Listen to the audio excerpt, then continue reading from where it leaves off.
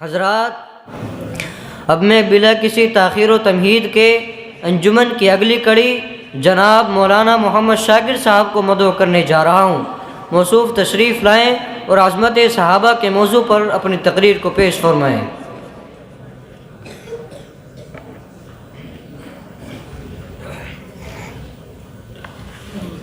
السلام علیکم ورحمۃ اللہ وبرکاتہ۔ الحمد للہ رب العالمین والصلاة والسلام علی رسولہ الکریم وعلی آلہ واصحابہ اجمعین، اما بعد فاعوذ باللہ من الشیطان الرجیم، بسم اللہ الرحمن الرحیم۔ اولئک الذین امتحن اللہ قلوبہم للتقوی لهم مغفرة وأجر عظيم۔ وقال النبي صلى الله عليه وسلم: أصحابي كالنجوم بأيهم اقتديتم اهتديتم، صدق الله العظيم۔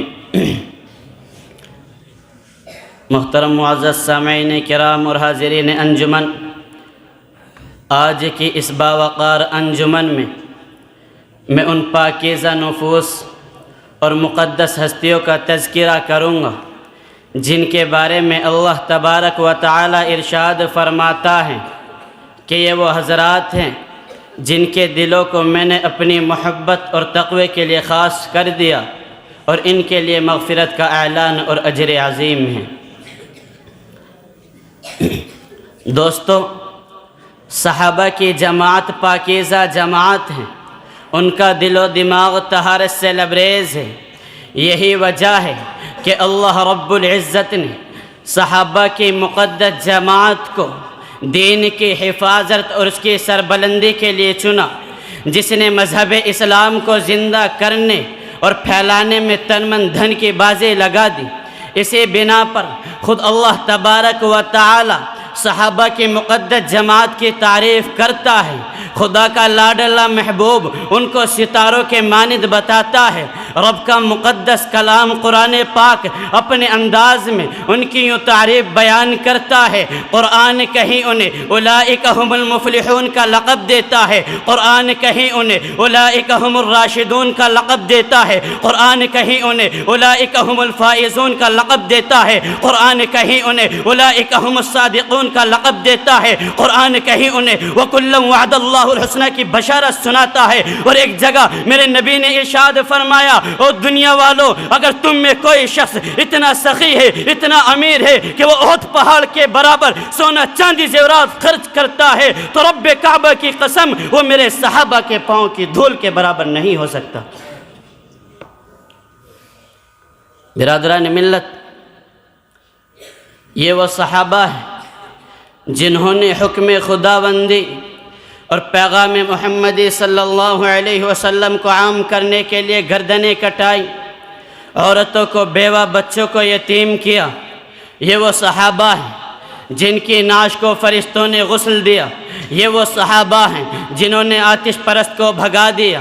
یہ وہ صحابہ ہیں جنہوں نے مدینے سے مراکش تک اسلام کا پرچم لہرایا۔ یہ وہ صحابہ ہیں جنہوں نے مکے سے پرتگال تک اسلام کا پرچار کیا۔ یہ وہ صحابہ ہیں جنہوں نے دیکھتے ہوئے انگاروں پر لیٹ کر عہد عہد کے نعرے بلند کیے۔ یہ وہ صحابہ ہیں جنہوں نے ابلتی ہوئی دیگوں میں گر گر کر ایک رب کی وحدانیت کا اعلان کیا۔ یہ وہ صحابہ ہیں جنہوں نے چمکتی ہوئی تلوار کے نیچے آ کر اللہ اکبر کی صدائیں لگائی۔ یہ وہ صحابہ ہے جو رب کا قرآن لے کر، نبی کا فرمان لے کر دنیا کے اکثر علاقوں میں گئے اور وہاں جا کر دین اسلام کا پرچار کیا۔ یہ وہ صحابہ ہے جنہوں نے پیٹوں پر پتھر باندھے، لیکن آج کچھ لوگ ان کو برا کہیں گے، ان کے دشمن ہوں گے، ان پر سب و شتم کریں گے، ان پر کیچڑ اچھالیں گے۔ یہی وجہ تھی کہ آج سے 1400 سال پہلے میرے نبی نے ارشاد فرمایا تھا کہ میری امت کے 73 فرقے ہوں گے، سب کے سب ناری اور جہنم میں ہوں گے، صرف ایک فرقہ کامیاب ہوگا، ایک فرقہ نجات پانے والا ہوگا۔ کسی نے معلوم کیا: یا نبی اللہ، وہ فرقہ کون سا ہوگا جو جنتی ہوگا؟ وہ فرقہ کون سا ہوگا جو کامیاب ہوگا؟ میرے نبی نے فرمایا کامیاب فرقہ وہ ہوگا جس نے میری اور میرے صحابہ کی بات مانی ہوگی، جو میرے اور میرے صحابہ کے نقش قدم پر گامزن ہوگا۔ عزیزان گرامی، صحابہ نے وہ حیرت انگیز کارنامے انجام دیے جن کو تاریخ کبھی بھلا نہیں سکتی، جن کو تاریخ کبھی فراموش نہیں کر سکتی، اور بھلایا بھی کیسے جائے۔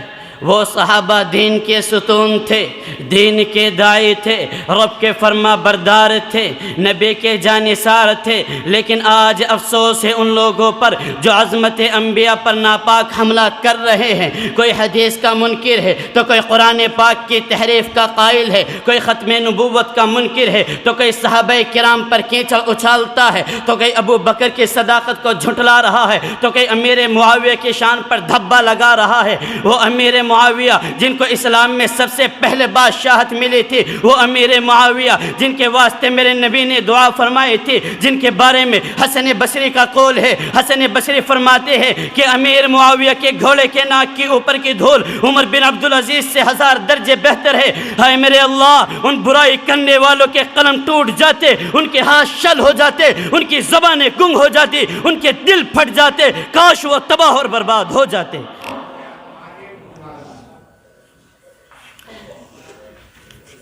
برادران ملت، حضرت ابو بکر صدیق رضی اللہ تعالیٰ عنہ فرماتے ہیں کہ میں نے آپ صلی اللہ علیہ وسلم کو دیکھا، آپ بدر کے میدان میں سجدے میں ہیں، رات کی تاریکی ہے، آپ ایک جملے کو بار بار دہرا رہے ہیں، اللہم ان تہلک ہذہ العصابہ لا تعبد فی الارض۔ اے اللہ، آج میں اپنی ساری زندگی کی کمائی لے کر تیرے دربار میں حاضر ہوا ہوں۔ مولا تو جانتا ہے، لوگوں نے مجھے برا بھلا کہا، انہوں نے مجھے اپنے سینے سے لگایا، لوگوں نے میرے راستے میں کانٹے بچھائے، انہوں نے میرے لیے بستر بچھائے۔ ربا تو جانتا ہے، میں تیری وحدانیت، تیری قدرت بیان کرنے کے لیے فاران کی چوٹی پر کھڑا ہوا، مجھے پتھر مارے گئے، میں غار میں گیا، میرے راستے روکے گئے، میرے رشتہ داروں نے مجھے دھکے دیے، لیکن میرے صحابہ نے مجھے اپنے سینے سے لگایا۔ تمام صحابہ پر مظالم ڈھائے گئے، انہیں گھر سے بے گھر کیا گیا، انہیں مکے سے نکالا گیا، لیکن پھر بھی انہوں نے میرا ساتھ نہیں چھوڑا۔ اے اللہ، آج اس بدر کے میدان میں میرے پاس کوئی فوج نہیں ہے، میرے پاس کوئی تلوار نہیں ہے، میری فوج بھی تو ہے، میری تلوار بھی تو ہے۔ اے ربا، اس جماعت کی حفاظت کرنا، اگر آج یہ جماعت ختم ہو گئی تو اس روئے زمین پر تیری عبادت نہیں ہوگی۔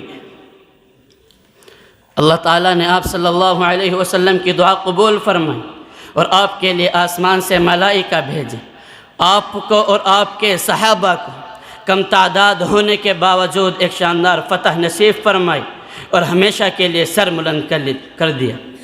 عزیزان گرامی، آقا مدنی اور صحابہ کی زندگی ہمارے لیے مشعل راہ اور اسوہ حسنہ ہے، اس لیے آؤ ہم سب مل کر اس بات کا عہد کریں کہ ہم اپنے ہر قول و فعل کو سنت نبی کے مطابق بنائیں گے اور صحابہ کے نقش قدم پر چلیں گے اور خلاف سنت کوئی عمل نہ کریں گے۔ دعا کرے اللہ تعالی ہم سب کو عمل کی توفیق عطا فرمائے۔ وآخر دعوانا الحمدللہ۔